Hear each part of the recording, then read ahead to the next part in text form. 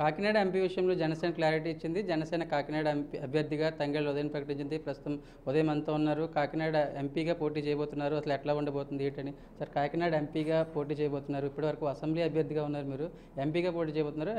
ఎలా ఉండబోతుంది అనుకుంటున్నారు ఏంటి?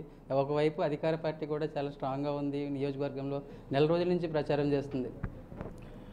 యాక్చువల్లీ నేను పిఠాపురానికి ఇన్ఛార్జ్ కింద వేశారు, అభ్యర్థిని కాదు, ఇన్ఛార్జ్ కింద వేశారు పార్టీ బలోపేతం చేయడానికి. అండ్ అలాగే వర్క్ని సక్రమంగా కంప్లీట్ చేసి ఇంకా చేస్తూనే ఉన్నాను. పార్టీ పిఠాపురంలో చాలా బలపడింది. అలాగే సార్ నన్ను తమ్ముడు ఉదయ్ కాకినాడ పార్లమెంట్ నుంచి పోటీ చేస్తానన్నారు. అలాగే అన్నయ్య నా మీద పెట్టిన నమ్మకాన్ని, మా అధినేత పవన్ కళ్యాణ్ గారు నా మీద పెట్టిన నమ్మకాన్ని కంపల్సరీగా నెరవేరుస్తాను.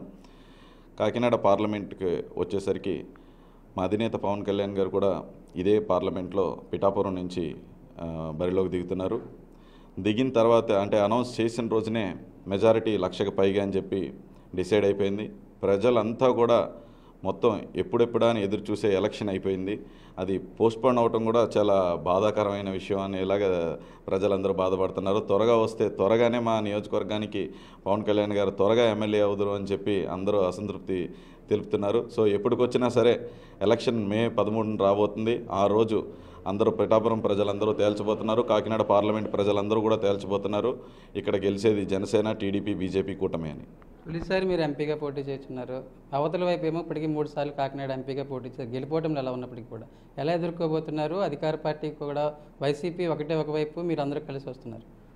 అంటే 3 సార్లు గెలిచిన ఎంపీతో ఎలాగా పోటీ పడుతున్నారంటే ఒక భయపడాలి, కానీ 3 సార్లు ఓడిపోయిన అతనే.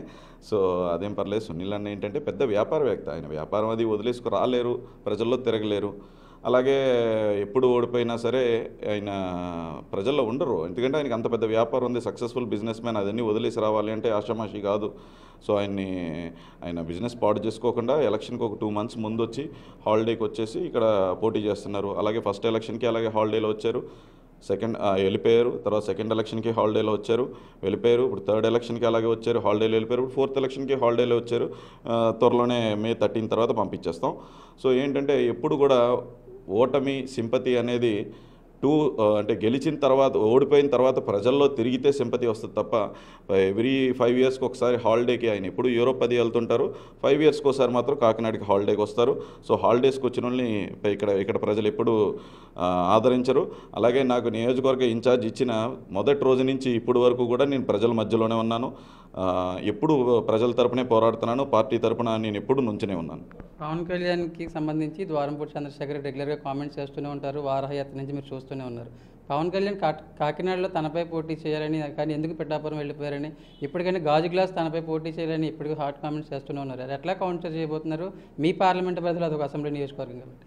ఏమంటే ఆయన పవన్ కళ్యాణ్ గురించి మాట్లాడబడితే ప్రెస్ కూడా ఆయన దగ్గరికి రాదు. యాక్చువల్గా సిల్లీ కమెంట్స్ అవన్నీ.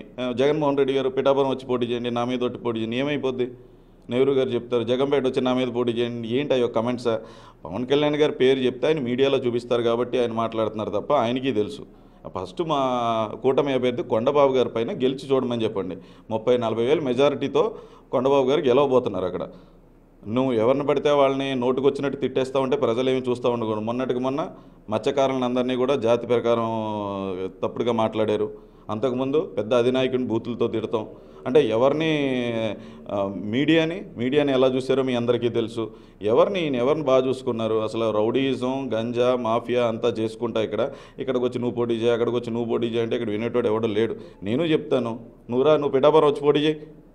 లోకల్ నాన్ లోకల్ వ్యవహారం కూడా తెరపైకి తీసుకొస్తున్నారు. పిఠాపురంలో పవన్ కళ్యాణ్ గారు కావచ్చు, అదేవిధంగా కాకినాడ పార్లమెంట్ సంబంధించి మిమ్మల్ని లోకల్ వాళ్ళే పిలిస్తే పలికే వాళ్ళకి ఓటు వేయాలి తప్ప ఎక్కడి నుంచో వచ్చేవాళ్ళకి కాదు. మరి లాస్ట్ టైం విజయమ్మ గారిని వైజాగ్ నుంచి ఎందుకు నుంచో పెట్టారంట? మోడీ గారు వారణాసిలో ఎందుకుంటున్నారు?